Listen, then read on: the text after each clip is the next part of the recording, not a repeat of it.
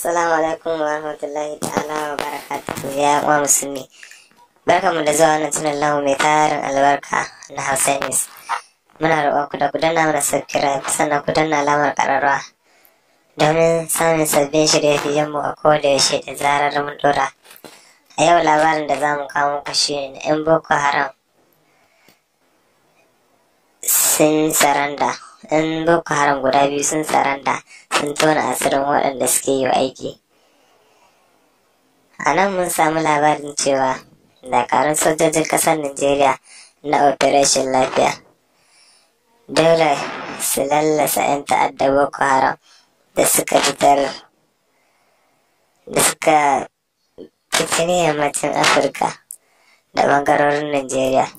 Babban jami'in sojan da ke lura da sha'anin yadda labarai a Najeriya, Kanal Aminu Ilyasu, ya fitar da wani jawabi a ranar Lahadi yana bayyana irin nasarar da sojoji suka samu. Kanal Aminu Ilyasu ya shaida wa jama'a cewa rundunar sojojin ƙasar Najeriya sun auka wa 'yan ta'addan Boko Haram a garuruwan Bambai da Garkiya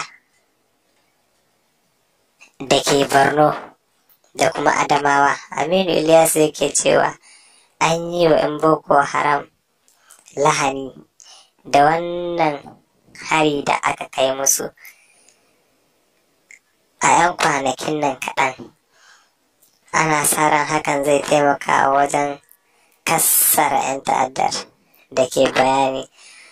Jami'in sojan ya bayyana cewa wasu daga cikin 'yan ta'addar na Boko Haram sun miƙa wuya ga dakarun Nigerian jarida na Daily Trust ta bayyana mana wannan. Ilyasu ya ba da sunayen waɗanda suka miƙa kansu da kansu ga dakarun Bataliya 202 da Musa Muhammad da Maina Liman, waɗanda suka shekara 21 da 35 a duniya. Waɗannan 'yan ta'adda sun miƙa wuya ne a ranar 5 ga watan Maris. 'Yan ta'addan sun kuma bayyana cewa suna yi wa wani babban sojan Boko Haram mai suna Nakib aiki. Nakib, wanda ya kai matsayin kaftin a cikin rundunar 'yan ta'addan, yana zaune ne a wani ƙauye mai suna Bula Umar,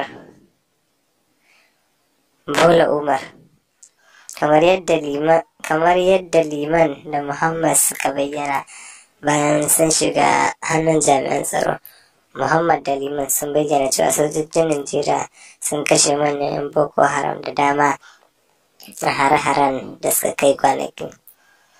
Rundunar sojojin Najeriya ta shaida hukumar dillancin labarai cewa wannan ya nuna akwai mayakan Boko Haram rututu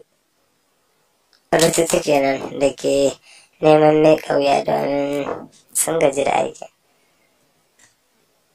Kada kuma ta kuna tare gidan Hausa News, ku danna mana subscribe sannan ku danna alamar ƙararrawa domin samun sabbin shirye-shiryen mu a kodayaushe. Mun gode.